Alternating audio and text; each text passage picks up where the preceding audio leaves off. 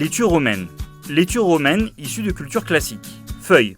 Réputée infestée par des limaces, des pucerons, des thrips, des chenilles, des larves de mouches, des moucherons, des vers, des acariens visibles à l'œil nu et des psoques ou des livres. 1. À l'achat, privilégiez la laitue la plus propre, avec le moins de résidus de terre possible et des feuilles bien droites. 2. Coupez le tronc et séparez les feuilles. 3. Les immergez dans une solution d'eau savonneuse pendant 3 minutes. 4. Frottez toute la surface de chaque feuille, des deux côtés, avec une éponge ou une brosse souple imbibée d'eau savonneuse. 5.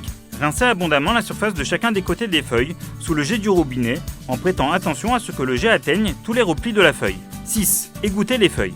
7. Vérifiez chaque feuille des deux côtés à l'aide d'une source lumineuse pour voir si des vers ont pénétré l'épaisseur de la feuille par transparence en faisant bien attention à chaque repli. Cœur de laitue. 1. Épluchez les bosses qui font saillie avec un économe ou un couteau.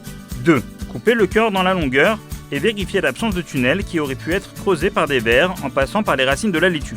Laitue romaine de type gouchecatif. 1. Séparez les feuilles. 2. Les immerger dans une solution d'eau savonneuse pendant 3 minutes. 3. Rincez abondamment la surface de chacun des côtés des feuilles avec un jet puissant en prêtant attention à ce que le jet atteigne tous les replis de la feuille. Attention, un tampon de cache-route ne garantit l'absence de bête que lorsque c'est écrit explicitement. La plupart des tampons de cache-route ne garantissent que l'absence d'ingrédients interdits et la réalisation des prélèvements rituels. Shabbat. Seul le nettoyage des feuilles de romaine issues de cultures spéciales est possible pendant Shabbat.